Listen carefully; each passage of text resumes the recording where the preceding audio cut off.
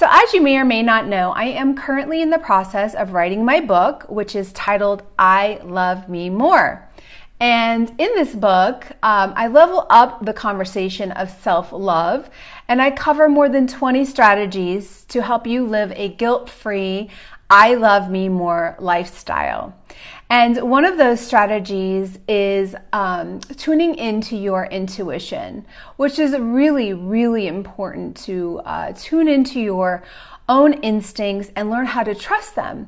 And I was really surprised when going through this process of writing the book and talking to various people about it, how many of us out there don't actually know how to trust our instinct or even know how to tune into it.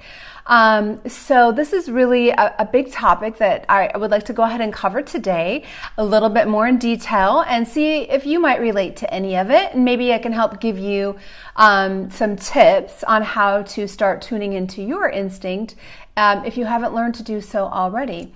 First, let me just tell you that for me, tuning into my instincts was a game changer, like an absolute game changer. And I, like many others, didn't do it for a long time. And I think it was somewhere in my 20s when I started noticing a pattern of every single time that my instinct would tell me, do this, don't do this. It might be a feeling, like a little voice, or like just a premonition, whereas like the split second thing that says don't do that or do that, and you know your gut is saying this is an action you should or should not take. And every single time I didn't listen to that instinct I was having, I was always wrong. And I would think myself out of it because I always considered myself a pretty logical, common sense kind of a person, very practical, and I still am very practical to this day. But I learned that there was this pattern. Every time I didn't trust it, I was always wrong. I'd think myself out of it. I think logically, oh, this doesn't make sense. I should want to go down this path because of X, Y, Z. And so I would think myself out of making an intuitive decision. Well, fast forward to a couple years later, after I started having this realization, like, there's something interesting here when I second guess it, that I'm wrong. So I started to practice. At that time, and I think I was in my 20s, just decided to start practicing tuning into the instinct and going with it. Because I knew already at that point, every time I went against it, I was always wrong to go against it.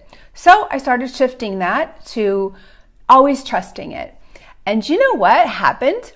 I was never wrong. And I've never looked back. Once I proved to myself that that instinct was right and I always learned to trust it, I was always led in the right direction.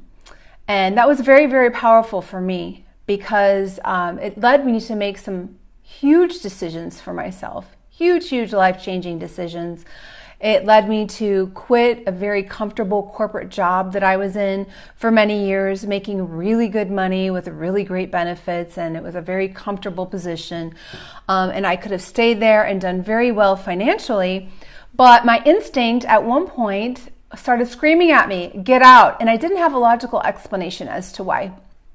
I felt it. And so I trusted those instincts, and I'm so happy I did.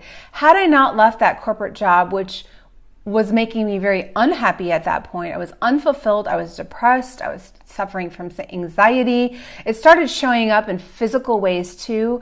I got diagnosed with something called Meniere's disease, which is this issue in the inner ear. I started getting a little bit of vertigo, feeling a fullness in the ear. And it started to physicalize itself in different forms, because I'll tell you what, when I left that job and started doing what I was really passionate about, that completely went away. So I knew that what the situation I was in was toxic for me because I was not listening to my instinct that was saying get out. So I got out. After I got out, let me just tell you, I had no idea what I was going to do. I didn't have a backup plan. I had no job in the queue. But I ended up starting my company that I started in 2012.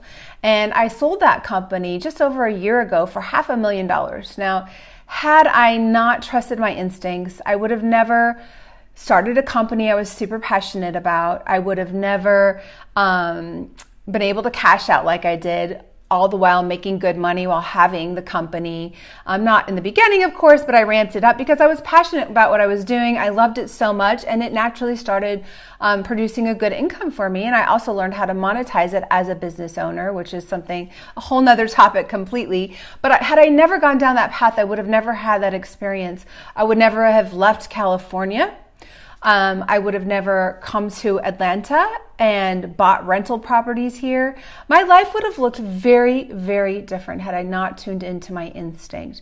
So you might wonder, what does that look like? Like, how did I start to go down that path? And how can you start to go down that path of tuning into your instincts? And how do you listen to it? What does that feel like? What does that look like in the body? Or how does that feel? How do you learn? How does it give you signals? What does the signal feel like?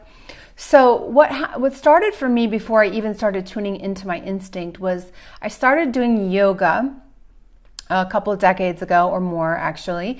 And in this form of yoga I was doing, it was more than just the classes of today, which I love those classes, but I'll have to tell you, everyone that I attend where we're in a group setting these days don't really take me down the same path that I went down when I first started doing yoga. And maybe it was because of the video series I was doing at the time. They were on DVDs. I think the company who made them was called Giam, Giam, something like that.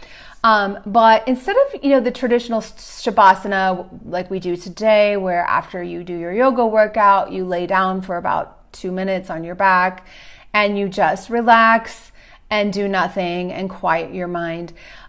This took that a little step further, and we would spend about 10 minutes, I would say, at the end, learning to feel our body and just focus our energy on our bodies. It started with, the toes, and you'd feel your toes and then work your way up to your ankles and feel your ankles, and then you'd move that up to your calves. And you would repeat this all the way up through the body, through the head, and then back down. And you would do that a couple of times. And I was doing this a few times a week, and it started getting me kind of in tune with feeling inside my body, just keeping some energy in there. And over time, I worked that up. I read Eckhart Tolle's book, The Power of Now, many years ago when it first came out.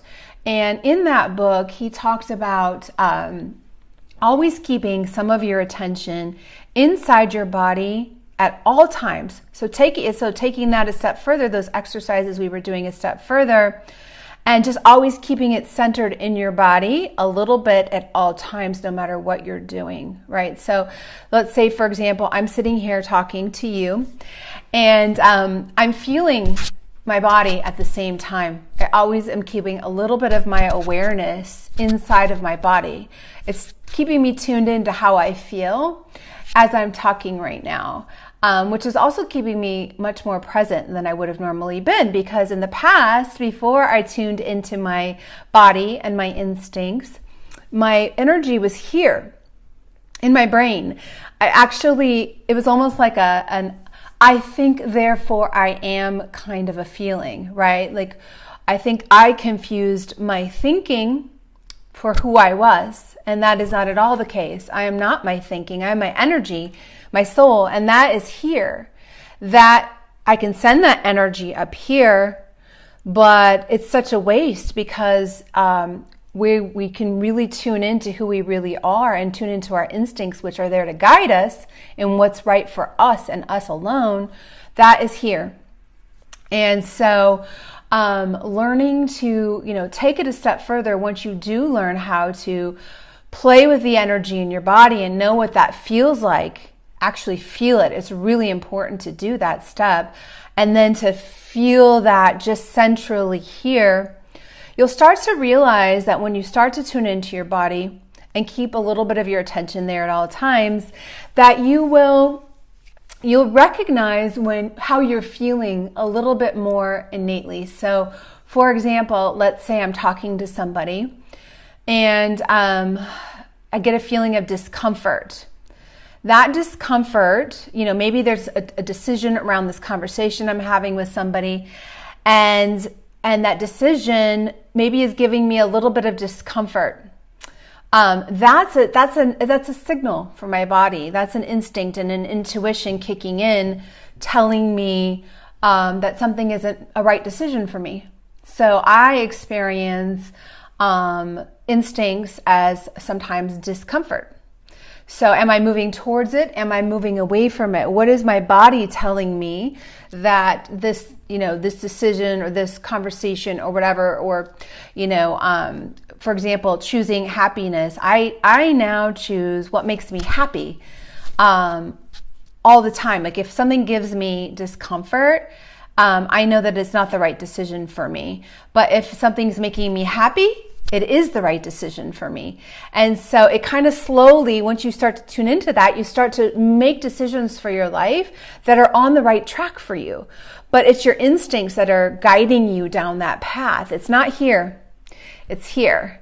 So learning to tune into those instincts is really, really important. So what I might challenge you to do is think about times when you might have had an instinct or a little voice or a little feeling that, oh, I should do this. And instead you make another decision that is mental, that is logical, and you make a decision that goes against that instinct. Think about that. Has that ever happened to you before? And if it has it happened to you maybe in other times as well? And maybe it was a fleeting thought, something you didn't really give much attention to.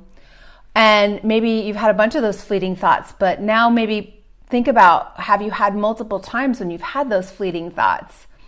And then what happens if you start to give it relevance next time that it comes up and you get an instinct about something? And Malcolm Gladwell actually wrote a book about this. It's called Blink. Malcolm Gladwell is a brilliant author.